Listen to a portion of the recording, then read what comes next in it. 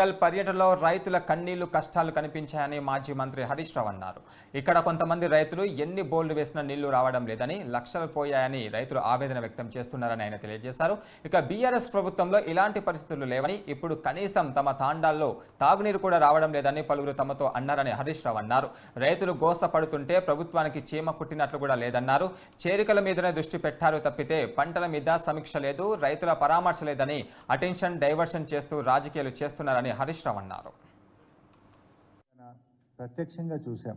ఒక రైతు సత్యమ్మ ఆవిడ పొలంలోకి మేము వెళ్ళాం. భర్త పేరు నరసింహ అనుకుంటా.